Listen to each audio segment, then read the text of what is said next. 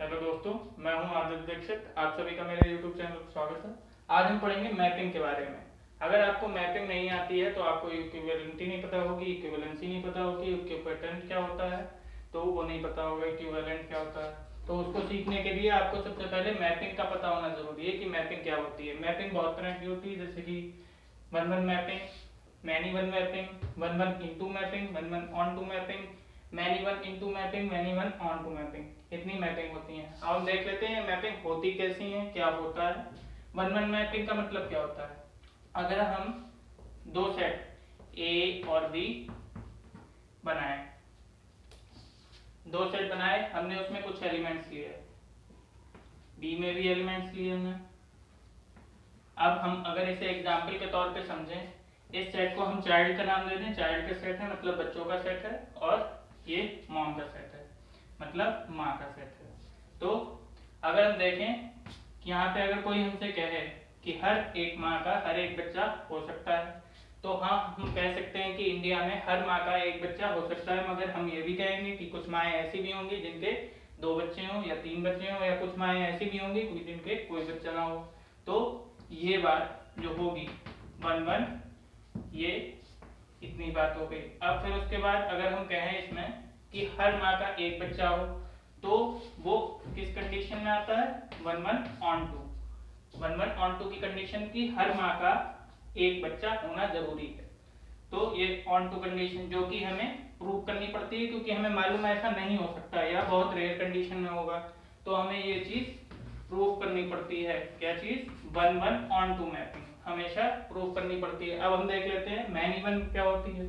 Many one क्या होती है कि ये मॉम का सेट ले लिया हमने, ये बच्चों का सेट ले लिया। एक मॉम का एक बेटा भी हो सकता है, एक मॉम के दो बच्चे भी हो सकते हैं। ऐसा होता है तो one one mapping many one mapping होती है। तो मैनी वन मैपिंग के लिए अगर हम इसमें ऑन टू की कंडीशन लगाएं, ऑन टू का मतलब यहाँ पे हो गया कि हर माँ का एक ना एक बच्चा या एक से ज्यादा बच्चा होना जरूरी है।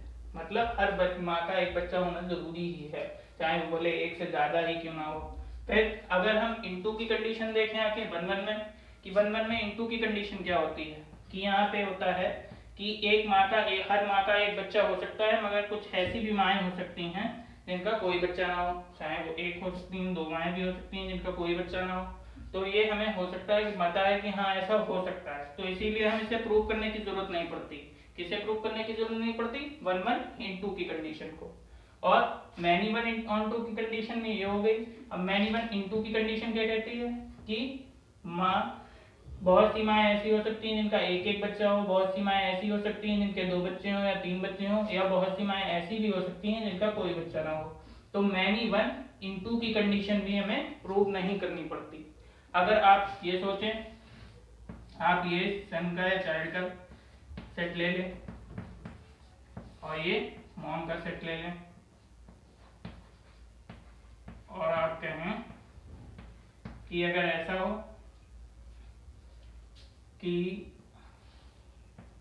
ये हो गया,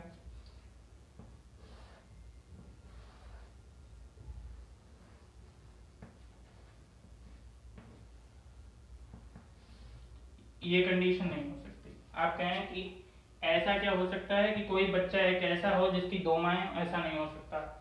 अगर कोई आप कहें कि एक एक्सेप्ट ऐसा कोई बच्चा हो जिसकी कोई भी माँ ना हो, ऐसा हो ही नहीं सकता। जो कंडीशन हो ही नहीं सकती हम उसके बारे में बात ही नहीं करते।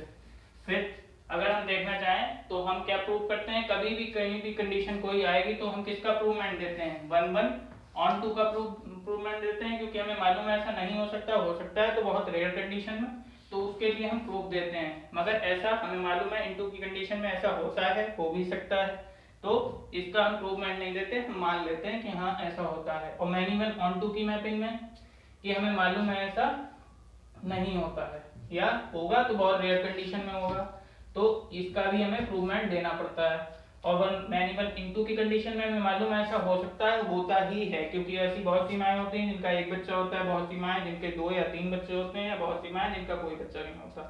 तो इसका हमें प्रूवमेंट देने की कोई जरूरत नहीं पड़ती। अब वन वन मैपिंग की, वन वन को हम क्या कहते हैं, इंजेक्टिव मैपिंग कहते हैं। जो अभी हम टॉपिक पढ़ेंगे इक्विवेलेंट और इक्विपोटेंट का, उसमें 1 1 ऑन 2 की जरूरत पड़ेगी मैपिंग की, तो इसीलिए ये ज़्यादा अच्छे से समझिए। इंजेक्टिव मैपिंग कहते हैं 1 1 मैपिंग को, इंजेक्टिव मैपिंग कहते हैं। जब उसे ऑन 2 के साथ कंबाइन किया जाता है तो ऑन 2 को स्टेप क्या कहते हैं, सब्जेक्टिव मैपिंग कहते हैं। 1 1 को इंजेक्टिव, ऑन 2 को सब्जेक्टिव। अब जब इन दोनों को कंबाइन किया जाता है, जोड़ा जाता है, 1 1 ऑन 2 मैपिंग सीधे कहा जाता है, तो हम उसे क्या कहते हैं, बाइजेक्टिव मैपिंग।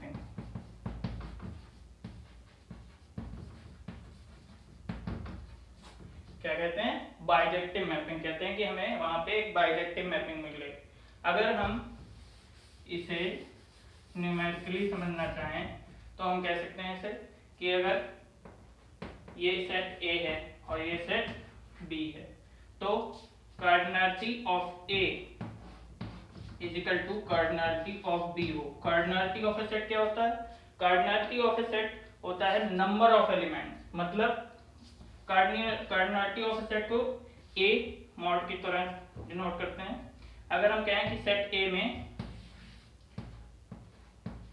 4 एलिमेंट हैं, सेट A में 4 एलिमेंट हैं, तो हम उसे क्या कहेंगे, इसकी कार्डिनैलिटी कितनी है सेट A की, 4। अब कार्डिनैलिटी B मतलब number of element of B कितने होंगे, तो हम वो भी कह सकते हैं कार्डिनैलिटी ऑफ B 5 ले लें, 6 ले लें, कुछ भी। मगर हमें 1 1 ऑन 2 मैपिंग जब प्रूव करनी होती है तो cardinality of A is equal to cardinality of B prove करना होगा। तो ये कैसे होता है वो भी समझ लेते हैं।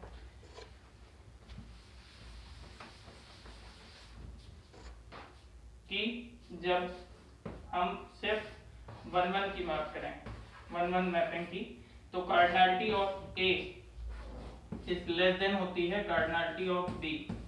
अब 1 1 के लिए होती है, 1 1 मैपिंग के लिए cardinality of A is the less than cardinality of B।